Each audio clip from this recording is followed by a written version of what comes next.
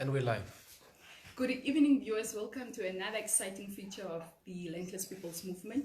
Today on my panel, I'm flanked by the leader and chief change campaigner of the Landless People's Movement, Honorable Bernadus Swartbooi, and as well as our invited guest, Mr. Rodney Hoaeb. He's an economist by professional. Today we'll be analyzing the budget that has just been tabled by Honorable Ipumbushimi. Welcome. Thank you, Leader Dominga. Thank you very much. First of, what was your expectation of the budget? Can you just give us a concise critical analysis on that? No, thank you very much. Well, our expectation, as you recall, having published the document Beyond COVID-19, was that there would be a streamlining of the budget votes to ensure that we bring together the little resources that are there into a process of maximization of effort, and therefore to look at agriculture as an important arena for job creation. Why? Because we have recognized that a lot of retail companies have closed down. We have realized that a lot of mining companies have gone to retrench workers. I've also realized that the construction sector has gone into an even deeper economic recession.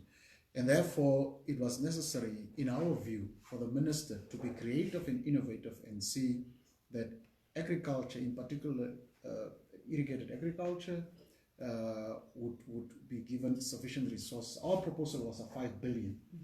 We expected him to look at agriculture. We expected them to then also, Leader Dominga, look at land reform as a way to secure land rights, and therefore secure access to land and water resources with a view to directly influence and develop agriculture. We of course commend Dr. Kengo that he brought together under one ministry agriculture and land, and therefore and water. And we thought they would focus on this important sector. Secondly, our expectation was that the processes of employment creation would be given sufficient financial support, particularly through the Ministry of Employment Creation. They have received a very meager amount of 187 million. We thought there would be a strong focus to allow Namibians, particularly young people, to access sufficient support in getting their SMEs going. And third, but not last, of course, is that we thought that industrialization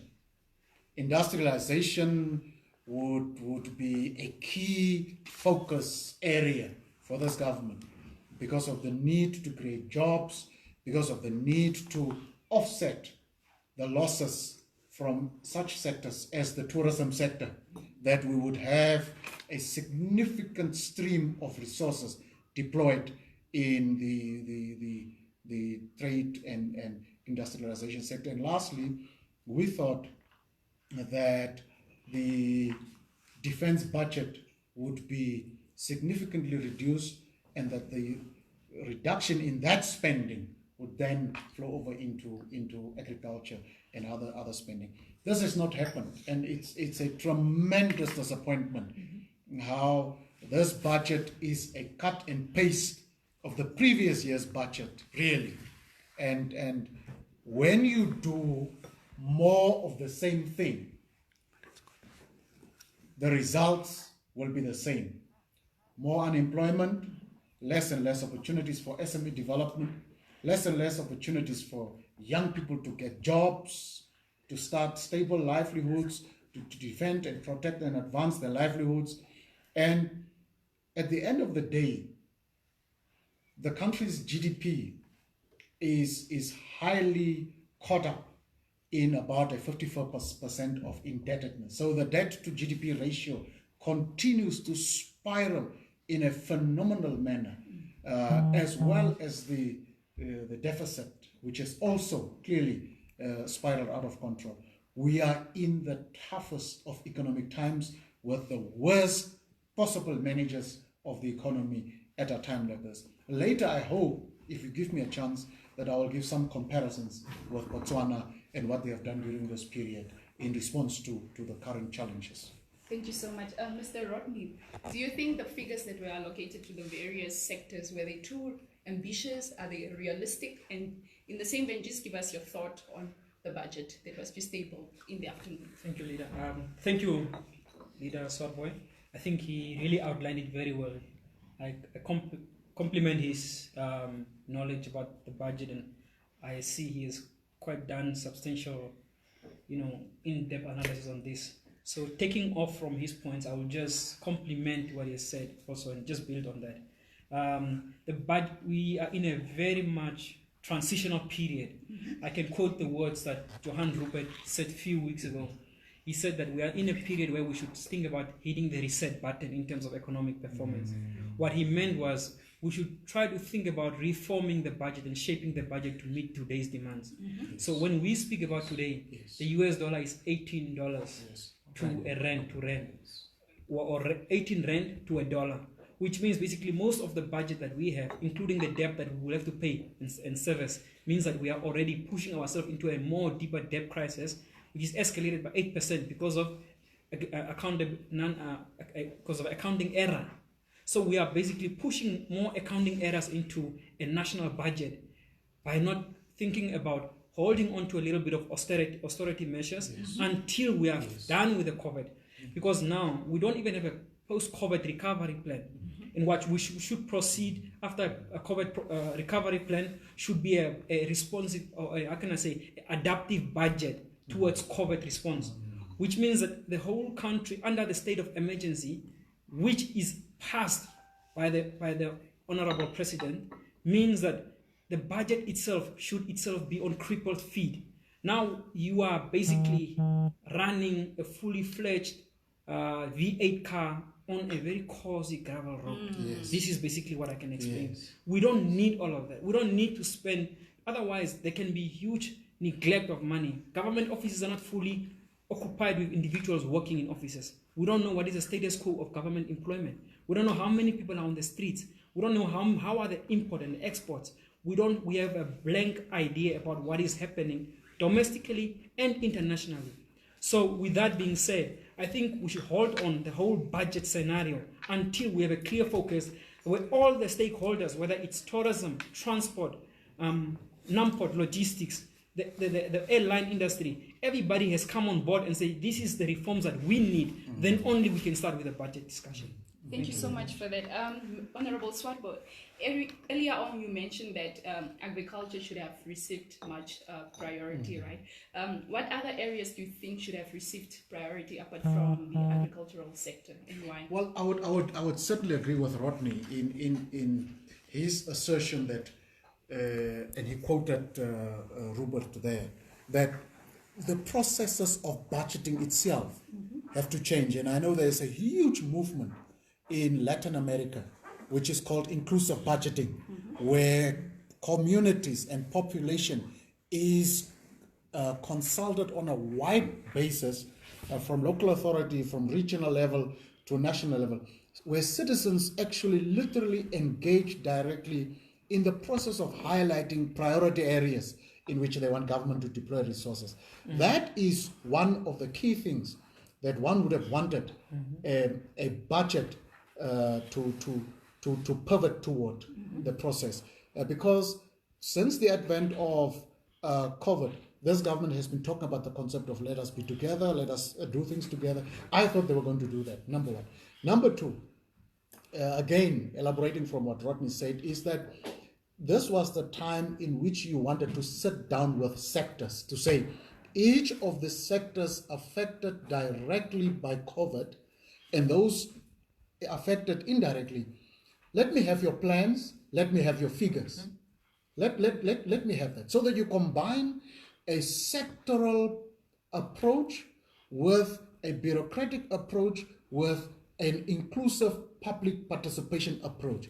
And that would really have given you the necessary fudge to hold together society and say, perhaps if we cannot meet these targets, it's because some other area is more important. I mean, tourism, you've got to look at the chain reaction when a tourism lodge collapses. It's your airline industries. it's your tour guides, it's the woman that cooks at the lodge, it's the entire management and administrative processes, it's your car hiring businesses. All of that is affected by the collapse of that sector. So you've got to prioritize that, because you have to protect jobs. You have to go and look at agriculture and say, what are the numbers that I can involve here in terms of scaling up jobs and so on. But another area that I would have thought that they would look at is a reduction of plans that they would basically contradict themselves. I really thought they were going to hold this revenue collection agency idea for a while, because it is bound to take in excess of 500-600 million and add to the number of jobs that will be created. I also would have wanted this man to tell us about how they perceive the country to be positioned for the fourth industrial revolution. I have not seen that coming to the fore. The nature of employment is going to change. The approach to employment and the spatial arrangement at jobs are going to change because this COVID is predicted to have impact for about 3 years from now forward.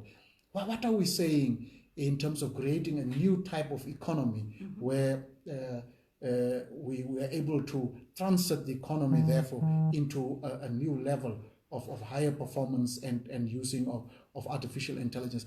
I don't see that forward thinking in which the country is, both in terms of the education reforms, in terms of the financial sector reforms, in terms of the future of work and workplace, how that projection is factored into budgeting and state funding and financial management. It doesn't come forth as it is. This is a very traditional budget, a very typical, normal circumstance, non-futuristic, very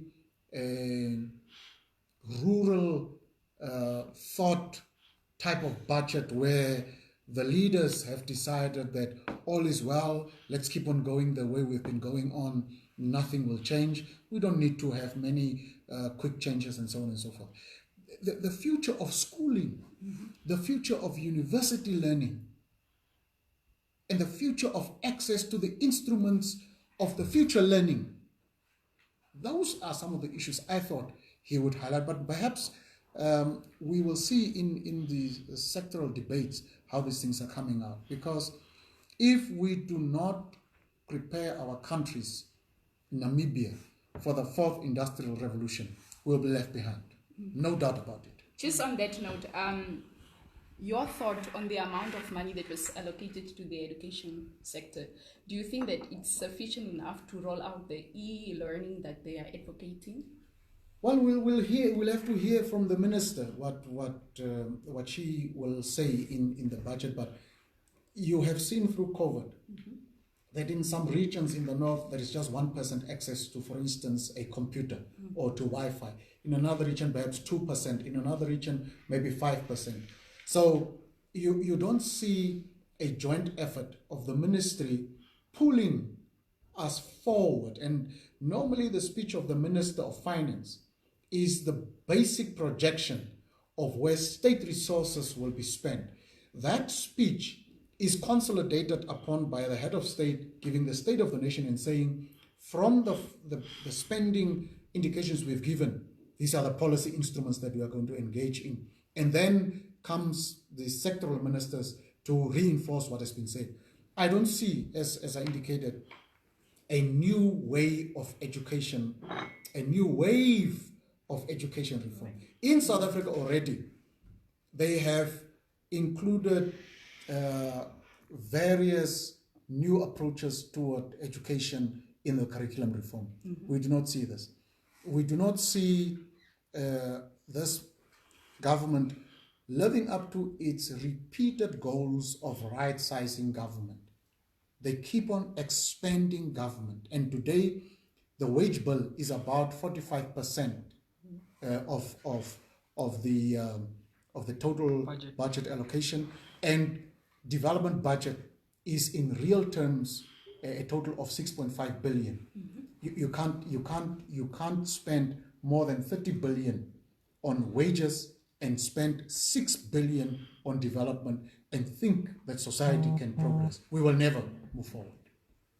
Thank you. Mr. Rodney, President Geingob has cancelled the fleet budget of public officials for the next 5 years. How do you make of that? Basically, that is a positive highlight. I think he received compliments also from the South African opposition parties. And in terms of that, that is adding to more austerity, but we are talking about a space of 1 year where we have to earmark our survival. If I may proceed on the other topics as well, if that's okay with you. Just giving a bigger highlight on what IMF has projected, that is in the budget statement, is that global GDP was supposed to be initially grow by 3%, and that didn't happen. When the COVID came, they came back and said it will retract by 3.4%, all the global economies. So now it means it leaves us with a gap of about 6% in terms of where we were in 2018 and 2019. With that being said, if you look at the onslaught of what it will have on Namibian GDP, which was already projected to slow down by -1, -2, we have to think about probably a double-digit decline in GDP. So, which can be from all the way from 5, -6, -5, or even have -10, for example. We should have these projections because if you look at it, the repo rate has lessened. We're talking about 4.25%, and which is likely to come down to 3.75% if the Monetary Committee meets on June 16. It is likely. What that means is basically also our central bank will make less revenue from commercial banks, and totaling a lot of money, which we will not be able to recoup. The other thing is that some of the income from the government, in terms of the government coffers, is trade, which is your customs duties, which accounts to the SACU revenue pool was about in the margins of 5 billion per annum towards the GDP, which is quite a substantial amount. Now we are not going to talk about those figures anymore. Trade and import has declined into the whole region because of the closures of borders. You are going to talk about way less income in terms of SACU revenue, way less. The other thing is we are also getting income from VAT. That is also going to drop substantially because shops were closed, bars were closed, retail was on the floor, and the retail sector already was surviving or breathing through a wound of having very low liquidity in last year. Edgar's was hit, Master Price was hit, yes, and a few other main retailers which could not survive at the edge. So having that said, it means that VAT expenditure will come down. Construction was down. That is tied to VAT. They are paying for building materials. You have even the water bill, the city of Windhoek, and all that revenue, because people don't have money to pay for water bill. They don't have money to pay for rents and taxes. People are now unemployed. They cannot meet their monthly expenditure. They can only buy the little they can. That's why a lot of stimulus was handed out. A lot of debt relief was given. And now that is the second phase of the income of the budget. The third phase of the income of the budget is tax revenue from the pay-as-you-earn, which is your salaries and so on. A lot of people actually lost jobs, and it was estimated by some of the labor consultants that over 42,000 numbers or something like that lost jobs, and they have been sitting and trying to speak with businesses to employ people. And I think it was legally tasked that no company should retrench their workers up until the fourth phase is going to resume, which is I think in July. And there was no retrenchment supposed to be done, but the companies stood up and said we don't have money, and currently there's a court case going on, meaning that there won't be any salaries for them to be able to pay government. There won't be any money to pay taxes. Now, out of the expenses of the government was that government set out $3 billion just to pay back the outstanding tax invoices, and also on taxes, refunds, as well as on jobs and projects under Ministry of Transport for maintenance and government administration. So if you remove all that revenue, we're talking about margins of a lot of money. Now, let me add more. The debt issue. I see the budget also mentions that we will cover some of the deficit by borrowing. Yes. So currently, the indicative budget here is 64 billion, whereas on the statement it says overall it will be 72. Yes. We have to feel that deficit of it's quite a lot. 8% or something. So yeah, of 8 billion, which means we have to borrow that money, and we are already waiting until August when we have to pay back the first session of the Eurobond up to 9 billion. Yes. And if the rand does not recover, it will not be 8 or 9 billion. It might be 10 billion or 11 billion. It depends on the fluctuations and the weakness and also the downgrades, lately investment outlook and all those as well. So with that being said, my assumption is that we will not have enough money to pay for what we have in front of us. I just want to come in there because what Rodney mentioned is so important. The minister has said that overdue payments on service providers is 1.2 billion. He has paid that. Then he says the VAT is 3 billion. He has paid about 1.8 billion of that amount. Now if you take the 3 billion plus the 1.2 billion, it's 4.2 billion that is owed to service providers. Yes. Good to pay them out, but where will you get the cash flow to keep government going? And that is how Kale Schledwine was maneuvering this process of not emptying the pockets of government so that you don't suddenly have problems of paying salaries of civil servants and all of this type of thing. So very, very, very, very concerning issue. I would have thought also, as Rodney was speaking about the question of austerity, that in some areas austerity does not produce the types of capacities to regenerate the economy and rekindle it. But in some instances it does.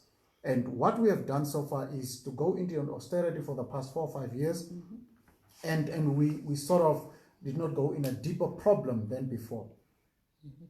When you look at the budget, if you have a ministry and the budget of a particular ministry is as low as that of labor and employment creation of 187 million, is as low as that of trade and industrialization as 171 million, perhaps it is time to begin to close off those ministries as standalone ministries and to bring them into departments.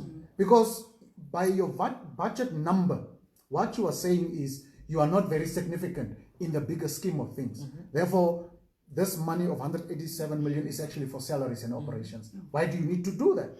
Remove that ministry, put it in a package under another ministry and save some money. But more also from the political standpoint, when you spend 1 billion on embassies, paying salaries, ambassadors, flights for attending conference zone, you're wasting money. Specifically, if there is no means of assessing value for money on that investment. Embassies that you have staffed with the kinds of human resources you need must bring in foreign direct investment. If not, you are just getting toward political representation. There must be return on money for that type of investment where 1 billion is spent annually for staff members. Foreign direct investment must come in and it must create jobs, and that value must again be refilled by expanding embassy representation and so on. But this is not the case. This funding for foreign ministry is really a wasteful one. I would also have thought that he would be dealing with this matter of basic income grant versus once-off payment. Because once you go into a basic income grant mode, correct, of course, is that you are going to increase social spending. But you are going to do in increasing social spending was that you're going to generate demand in the total economy. And that demand would have helped perhaps to prevent the types of closures of retail shops and other types of business and retail outlets, as Rodney was indicating.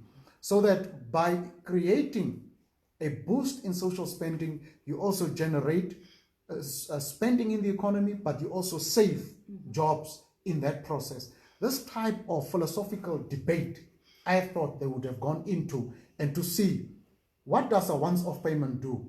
It creates more expectation. It doesn't solve a problem. You could have said, fine, let's take the 750 then as a basic income grant, pack it to a period of 2-3 years, and say, let's see how this thing works as a model. And there are so many models that you can look at. They have not done it. I just want to quickly, Leader Dominga, do a bit of a comparison between Namibia and a country that is relatively comparable in both economic size, population size, geography, and so on and so on, that being Botswana. Rodney. The budget of Botswana that they have tabled has indicated that the GDP growth will be 4.4% this year, up from 3.9% last year. Our economic growth has not been near those figures, but it's a neighboring country. We still have a fishing sector that they don't have. So we are supposed to be the big economy. In a port. In a port. They are landlocked. They actually give us more business. We are supposed to be doing better than them. They have foreign reserves to the value of 70.6 billion pula that allows them capacity to import goods and services, pay for those goods and services for 14 months. Our minister has announced we have foreign reserves enough to pay for import of goods and services for 4.6 months. Look at the mass management and the scale of the difference between these two countries. They have a debt to GDP ratio of 3.9%. We have 54% of debt to GDP ratio. They have a budget deficit of 2.4% of GDP.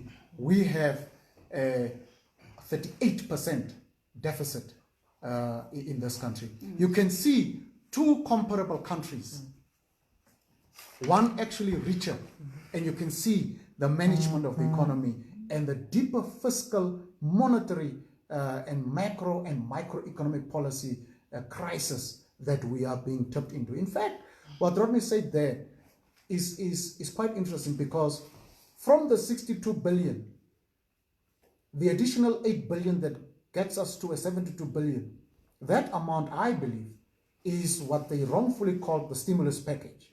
We have now to pay for that 8.1 billion. But surely they will not be able to tell us what has been the impact of the 8.1 billion Namibian dollars. Moreover, how much has been spent? I was hoping in this statement he was going to elaborate a little bit on how much they have spent. Report. Exactly. He has, of course, said about 1,372 people have been given the money and so on. What has been the impact? What is the way forward? Has the stimulus package, all of it been spent? How long does the stimulus go on? How do they manage it versus the budget? And the business plans that people have to submit. I mean, he has given a 500 million to Development Bank of Namibia. They say how and which sort of individuals and businesses are going to access those monies. These are very, very important fundamental questions that we must ask. I just wanted to add that. Thank you so much. Mr. Rodney, do you think that the budget speaks to our country's developmental plans? Well, if you come about development plans, we really have a lot to think about. Development goes along with foreign direct investment. And at the moment, Namibia has received a lower investment grade. And I don't think at the moment we are really strong in terms of attracting development. But if I look at what has been earmarked for industrialization ministry, which should speak towards development, urban and rural development, which has been allocated 1.7 billion, which also speak about land development, housing, and so on. I would say that that is one area that has been neglected on the budget. If we look at, for example, Ministry of Industrialization and Trade, if I tie along with what Leader Swartbooi was saying, is that the foreign affairs ministries are basically causing the government a double impact of expenditure, because the government is sending out ministries, employees from trade to negotiate for trade policies and for international relations, because they have these specialties as well. But Ministry of International Relations do have diplomats in those offices. They have got economic advisors and attaches in those offices as well. But the impact in what they do to contribute towards trade negotiations or international business relations is not up to standard. Right. Which means that I was under the impression that this year, if we had supposed to match some functions of ministries, it was supposed to be Ministry of International Relations as well as Ministry of Trade and Industry with respect to certain departments of international trade negotiations, SADC, AU, WTO, EU, EPA, and EFTA, and also other bilateral agreements, China, US, Mercosur, and the EFTA countries. So that means that the other functions and the roles and the duties that speaks to development inside Ministry of Trade should be SME, the SME focus, very strong mandate, neglected. If we look at the budget, it doesn't reflect some of the cross-cutting functions, which is SME development, women empowerment, youth empowerment. Then we have a serious problem because 8% of our budget goes to defense. And so now in terms of development, if you give the defense budget $6 billion, it means that we are not fighting even COVID, which is a physical, it's an invisible disease, biological warfare we are fighting. So if that $6 billion does not include research, development, scientific research, which are positions that can be filled by young people and not people without graduate degrees or diplomas. So if you look at defense, you must start have a strategic approach towards where is the world going towards is war focus. Yes. We don't have guns, we don't need guns anymore, we don't need cannons anymore. We need educational muscle, mental muscle. Yes. We need intellectual muscle, which is something different. Yes. And most countries that invested in terms of these areas started using defense research as a way of resolving everyday problems. If you look at countries like North Korea, they started using defense research as a way of solving food insecurity in the country. Right. Now, in terms of the 6.2 billion, how does it react to the problems we have? Food insecurity, land shortage, critical problems in terms of medical research, which is a problem. So, and then if I continue again in terms of that, I would also say my approach towards welfare. We are currently facing a dilemma in terms of government budget, and Leader Swartbooi was talking about that. We are not being included enough. For example, if we construct a hospital, if we don't construct a hospital, but we build a party headquarters for quite a sizable amount. Now, let me make a comparison. It is the same as government. People elect a government in order to entrust them with funds, money. If we speak about development, as long as our medical needs are not catered for, we don't need development. If we are hungry, we don't need development. Because let me make an assumption about where debt comes from. If China or any other nations give us money towards developing our country, that's not debt. Because they own the mines, they own the factories, the money they give should just be aid. Because they are using the same infrastructure to transport the resources from our country to their countries. So that is first where we should come about targeting debt. The second thing about resources and welfare, when I was speaking about the hospital comparison and the party headquarters, is that our priorities should be tax reductions. If we have tax reductions, we will create a welfare society, which means the government must create other methods where money can go to semi-government institutions that target this development. For example, if a part of my salary goes towards my future medical benefits, because I may want to retire at 45. Yes. If I have a compulsory money that goes towards medical insurance, I will not mind retiring at the age of 50. Because some of my money, which is not taxed, because my government is already having a deficit of money, and now I'm giving them more money, by the time I retire, my government will have no money at all to take care of me. But I need some type of insurance from my own salary that at the time of 50 or 55, I will have money. So government must think about reducing taxes in order to increase welfare. Welfare in terms of medical welfare. Medical welfare was one of my focus areas where they can look at constructing more hospitals, think about hospital insurance, a national medical plan, and not just give out the money for free, but use this money to be in a more safeguard area. The second welfare aspect for tax reduction would be, like for example, death benefits. Okay. For example, if people lose their lives, what is happening with Social Security's welfare initiative is that the funds go to Social Security, but it doesn't cover a huge basis Yes. of social welfare and about Social Security. So we want to reduce taxes so that we can pay for a better Social Security that can cover for death benefit for males and females, as well as for COVID and pandemics. Not just maternity. And also, the final welfare initiative that I want to look at is unemployment benefit welfare. Yes. If I can earn for 10 years salaries and money, I want to be, after those 10 years that I've been employed, I want unemployment insurance to cover me for 2 more years, or at least for just 6 months. Even just 6 months to put food on my table. So that is why I'm saying tax reduction to increase welfare would be a very good initiative. Thank you so much. Honorable Swartbooi, Namibia has a housing backlog of 300,000, and the Ministry of Rural and Urban was allocated $1.7 million. Do you think we'll ever, billion? Do you think we'll ever address the housing crisis? No, not along those lines. I know that there were some projections that, given the 300,000 unit backlog, you would need the entire GDP of the country to get that problem going. It was costed to be about 150, 160 billion you would need to build those units. And so there has not been innovative approaches to address the types of houses and the costs, the drivers of cost, how to deal with those issues. And I think it's important to know that housing has always been a priority from NDP 1 up to NDP 6. We are done with NDP 5. We now have NDP 6. All of the previous NDPs have failed. We are now into this NDP. And still the housing backlog has not been sufficiently addressed because the private sector has not been brought in on board in an imaginative way. National Housing Enterprise has not really been able to provide houses as was expected for the lower income brackets, and has actually become a very expensive institution to access a housing unit. But you are now in NDP 6. In NDP 6, you find that housing begins to slack behind.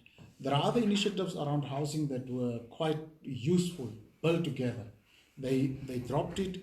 It seems that they are trying to pick that up, where people were building units in a communal fashion, working with each other, helping each other, and there some development was made. What is interesting also is that Harambee plan, nobody talks about it. The minister didn't make mention of it. Has it stopped to function? Have they abandoned it? Has it come to its logical conclusion? Last time we checked, it was a huge success, Harambee, including the targets on housing and sanitation, but those problems still remain. Remember, we were in Keetmanshoop the other day. People talk about sanitation. There is a problem, hepatitis outbreaks, and so on and so on. So it does not really happen. I would also have, Leader Dominga, wanted some various areas of the economy to be opened up. For instance, the Franchising Act is something that needs to come on part, because one person owns the franchising license of, say, Kentucky or of any other shop, and you can't access that unless you pay millions upon millions to this third party before you can do franchising, and it becomes a very anti-competitive blockage within the economy that you are not opening up that sector of the economy. It would also have been important during this period, I think, as part of the imagination that is required to save lives and save livelihoods and save jobs and incomes, as per what you were saying, and to place Namibia in a stronger position for the future, that we look at the climate change and the green economy. What is there for Namibia? And the UN and other European Union initiatives are there, where Namibia can access the green climate, to the climate fund, because of our good carbon footprint, which is actually positive or very, very minimal, that we have not been speaking about this matter in a far more broader fashion. I know he spoke about NemPower that will be given money to invest more in solar power, Yes. but a whole new sustainable development thinking must evolve, including the new types of housing units that we need. What cheaper materials are there that have been tested in other jurisdictions? In terms of road construction, given that our development budget is only 6.5 billion, what are those areas that you can, for instance, recycle tires and use those recycled tires as road infrastructure raw material? Those are some of the areas that they should be looking at. How do you look, for instance, at water preservation in an area that is as arid as Namibia? And how do you deal, therefore, with an Israeli type of irrigation system so that you conserve as much water as possible and remove evaporation, which is about 30% in this country, and engage in a broader scale drip irrigation process to produce food, save livelihoods, and enhance livelihoods? Remember, in terms of the Gramscian philosophy, our view as LPM is that we do not just look at the conditions of existence of a person, but we look at the very depth of the existence of that very individual, which means we are looking at the total development of the human potentialities, and sustainable green climate, energy, and development issues is the new way in which we can really bring this country into a space where so much money can be given to us for those environmentally friendly policies. We are not there yet. It's a sad situation. Thank you. Mr. Rodney, do you think has there any been improvement in the allocation of sectors? That's an interesting question, because you hit on something that is just that I've been thinking. It's like you are having telekinetic powers. Oh, okay. But what I wanted to say is we have a tendency of taking there's a common phrase that says taking from Peter and giving to Simon. If we do that, we will not improve the sectors that we have. For example, if I take permit money from the tourism sector and do not use it as a safeguard for the sector when it is in trouble, then it means I'm taking the money to pay for S&Ts for someone that is flying out on a mission that has got nothing to do with tourism. So we must have a very good allocation points for even SMEs, and businesses contribute a lot towards development, which means money that comes from SMEs should go back towards SME development. Money from land reform should go back towards land improvement. And the budget for agriculture as well, if I may now shift over my conversation, is that 1.3 billion towards agriculture. Seems like we don't have clear priorities in terms of becoming a food sustainable nation. Right. It's as if we are giving more funds towards prison and security or safety and security ministry to maintain or have a bigger salary bill, compared to having new food production of food processing. And it seems as if moving a minister from one office to the next has brought a total collapse of what we have termed as growth at home. So I think growth at home is dead. Thank you so much. Any last words, Mr. Well, Swartbooi? no, thank you very much. I think SWAPO is caught up in its own mess. It can't take us out of the cycle and circle of poverty. It has been part of the creation of poverty. It cannot imagine new policies and new initiatives and new ways of public financial management, new ways of public financial rearrangement to move the country forward. This is the end of SWAPO's thinking ability in terms of where it can take the country. And it said those that voted for SWAPO must today realize that every new promise SWAPO makes is never going to be met. It's the same types of approach they use, but with new promises, and the old promises are also never met really. More and more you will see that they are becoming a security state. More emphasis on safety and security, more emphasis on defense, more emphasis on the president's office, which is actually the National Intelligence Agency, where spies can really watch what Namibians are doing out of frustration. I must say, I am less comforted this afternoon than I was in this morning's period after hearing this budget. we are slipping fast into a deeper fiscal crisis. We do not have the intellectual instruments to get us out of it. And as Rodney has indicated, often it's not the allocation and the cutting and giving the allocation here and there. The fundamental policy orientation, which will also show you the fundamental program orientation, is what is the problem of Swartbooi. This country, as per some UN people, doesn't have a problem of money. It's the spending priorities that is a problem. And there is no new energy, no new thinking to move society forward.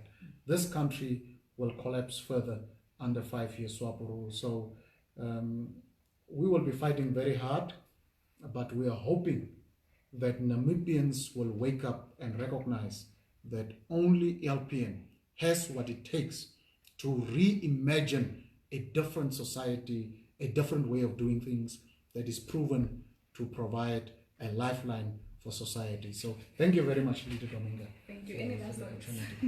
In my last words, I was actually a bit saddened by some of the statements, in the budgets.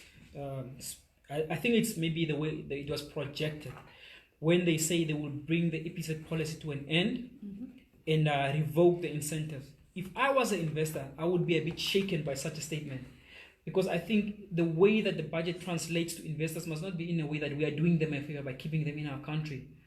The language in South Africa was totally different. When Minister Tidom Mboweni was making the budget reading, what he basically was meaning was that, because we must remember one thing about investment and about business growth, is that there are foreign investors and local investors both in these companies, and also local employees. He mentioned that their focus would be corporate tax incentives, SME tax mechanisms or reforms, as well as setting up a sovereign wealth fund. Those were the reforms Tidom Mboweni pushed. And also as well as an innovation fund as well, and also their vision on the Pan-African establishments because of the chairing of President Cyril Ramaphosa to the AU.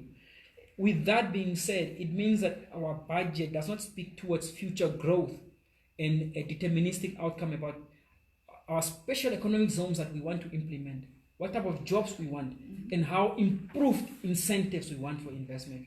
That is why I think we should really look at the language in the budget speech, right, and remove some of the language.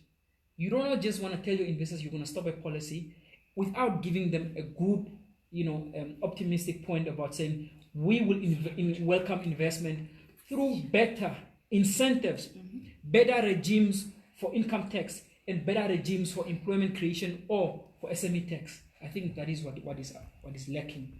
Thank you. Thank you so much for tuning in. Till next time.